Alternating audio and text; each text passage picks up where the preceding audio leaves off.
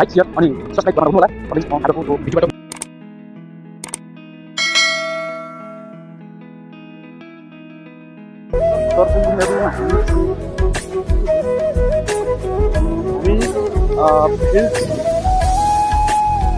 हाम्रो आजको कार्यक्रममा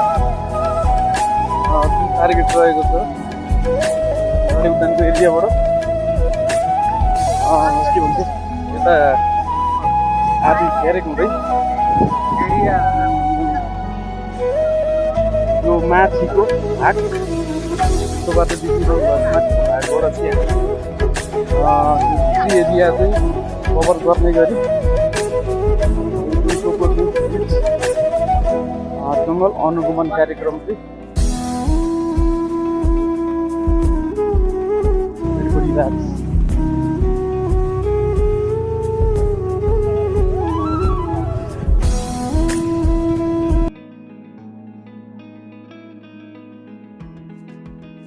गाइजहरू यति राम्रो दृश्य छ है हाम्रो यो राष्ट्रिय प्राणी उद्यानको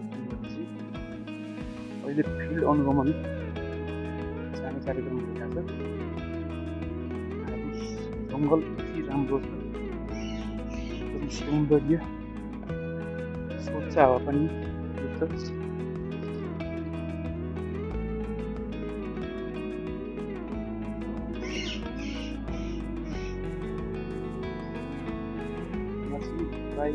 टाइममा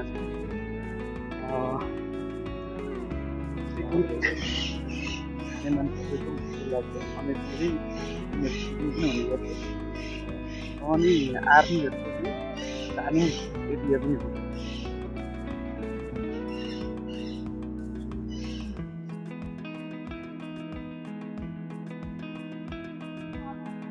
तपाईँलाई के लागेको छ तपाईँलाई मनमा? हजुर हजुर चिसो चिसो छ होइन, दिउँसो 12 बजेको घाममा चाहिँ त्यो घाममा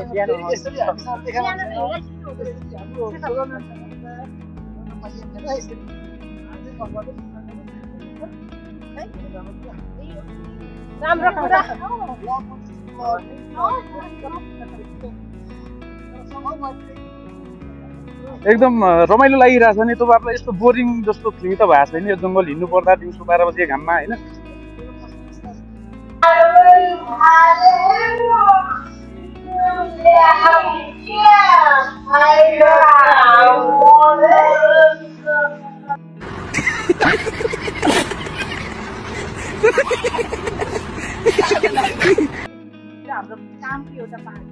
हजुर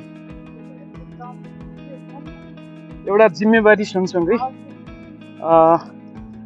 रहर चाहिँ होइन, जिम्मेवारी र एउटा बाध्यता सँगसँगै, बाध्यता होइन होइन, बाध्यता चाहिँ होइन, त्यही त कर्तव्य एउटा जिम्मेवारी चाहिँ जिम्मेवारी चाहिँ एउटा पुरा गर्ने हिसाबले चाहिँ हामी अहिले यो मध्य दिउँसोको घाम नभनिकन चाहिँ हजुर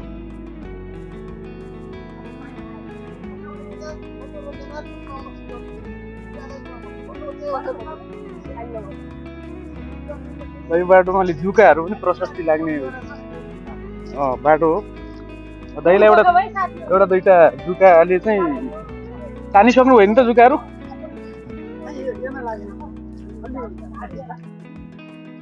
ल एकदम यो घाममा दुःख हल्का चाहिँ अब दुःख भए पनि हामीले दुःख महसुस नगरिकन चाहिँ हाम्रो कर्तव्य चाहिँ पुरा गर्न लागिरहेको जङ्गलमा विभिन्न किसिमका चराचुरुङ्गी पटरफलाइहरू जाने छ है। विभिन्न किसिमका चाहिँ पुतलीहरू अनि चितुवा बँदेल मृग प्रजातिहरू अनि लगभग 450 थरीका चाहिँ चराचुरुङ्गी के अरे बोट बिरुवाहरू प्रजातिको बोट बिरुवा चाहिँ प्रजातिको चाहिँ बोट बिरुवाहरू पाइन्छ। यो एकदम मिश्रित प्रजातिको हुन्छ।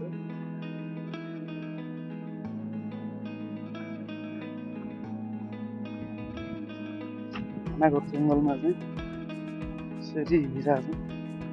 यो एरिया लगभग को टाइममा चाहिँ डढेलो लागेर चाहिँ यहाँ बोट बिरुवाहरू अहिले अलिकति हरियो फिरिराखेको छ। तर यो एकदम उजाड लाग्दो भइसकेको थियो। केही बोट बिरुवाहरू भइसकेको थियो।